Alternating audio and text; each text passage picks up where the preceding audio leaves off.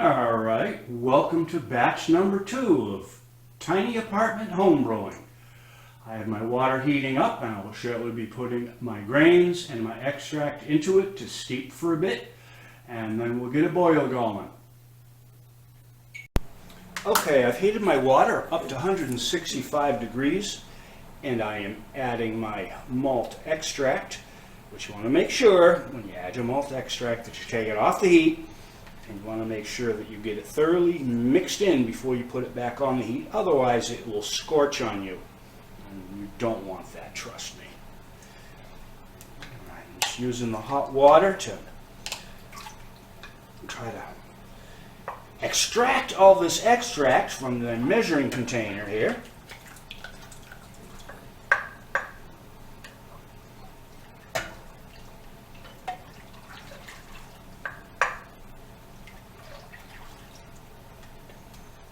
Ouch.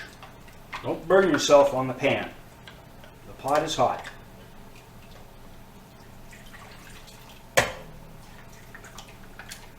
Use that hot water to soften up because that extract is really sticky and it's really sugary, so don't spill it on the stove top, because if you do, it'll burn on there and your honey will hate you forever.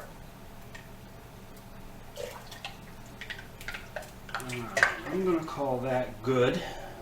Yep, there's very little left in there. We'll wash that out later. Alright, and take a few minutes. If you think you've got it all thoroughly mixed in, mix it in some more, because you don't want any of that extract to be at the bottom of the pan where it will scorch. Now, I know I'm repeating myself, but I want to make that point clear. Alrighty. Picking up any more extract on the spoon. So, we are going to see what we've got for heat. And we're going to drop our grains in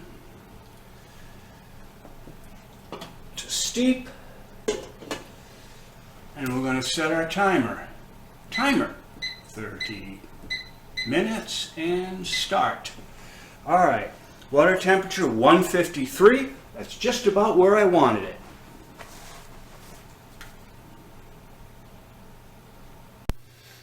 All right, my 30-minute timer is almost done for steeping my grains, and when it finishes, then I will pull the grains out, let them drain while I heat up my wort to move into my boil. Alright, I've got a good looking hot break going on right there. That is what it should look like as your wort is coming to a boil. There's all kinds of proteins and stuff that will coagulate and come out, and it is a good thing. It will actually end up going back into solution later, but it's a good thing. That's how it should look. Alright, I'm a complete idiot. I forgot to have my microphone plugged in while I was recording this. So I'm just going to do it as a voiceover. I'm doing something different here. I am talking about this measuring container, which I've added into my system, because I don't have a full gallon, so I need to calculate how much beer I have in order to calculate my amount of priming sugar.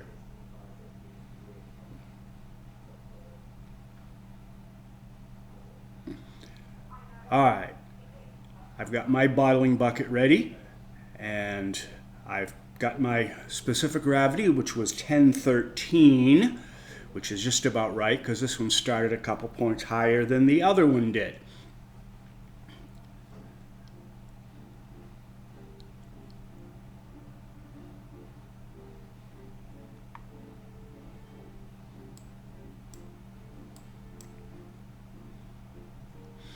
Alright, I'm not going to show you all of the bottling on this. I'm just going to show you one because you don't need to watch all of them. It will bore you to tears.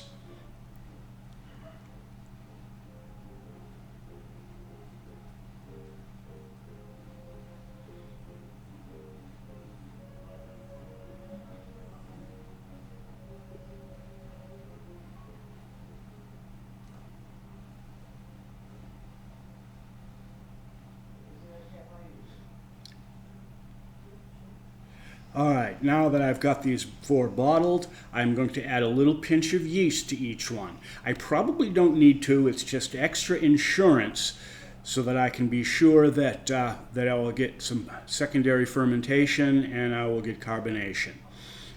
All right, just going to put a little teeny bit in. If you were doing a beer that you'd aged in secondary for a long time, several months, this is a more important step and it's actually quite vital. All right, thanks for watching this part, and I'm going to put these bottles away now and let them ferment for a couple of weeks and then we'll taste them. Okay, American-based pale ale. I think we're safe to do this over here. The other one that I tried to open was flat as a flugey, and this one is as well. Even though it's had 2 weeks to carbonate, it just hasn't. All right, I'm not getting much of a head here. We're getting some teeny tiny bit. All right, right there. All right. Don't smell much. Teeny tiny bit of carbonation. It's coming. Probably in a couple of weeks it will be up and good. Tastes good. Tastes better than the English one. The English one had more of that twang from the extract. This one doesn't have as much. It's barely noticeable. Yeah, I'd enjoy drinking that. I'm looking forward to next week when I'm going to be tasting this side by side with the British version and see which one I like better, see which one tastes best. The only difference between them, it was the same exact malt bill. The only difference was this one used American hops and yeast and the other one used British hops and yeast. Now maybe there's something about the British yeast that makes that extract twang more noticeable. But no, this is good. This is good. I like it. It's not as malty. It's more balanced than the English version was.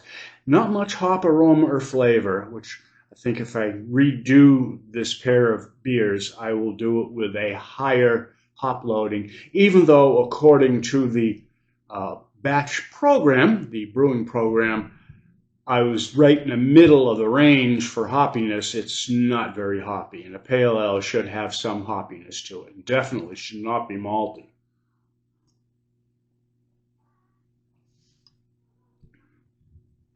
But that's good. That's definitely good. A little carbonation come up on that, and it will be really good. Until then, like, subscribe, and comment.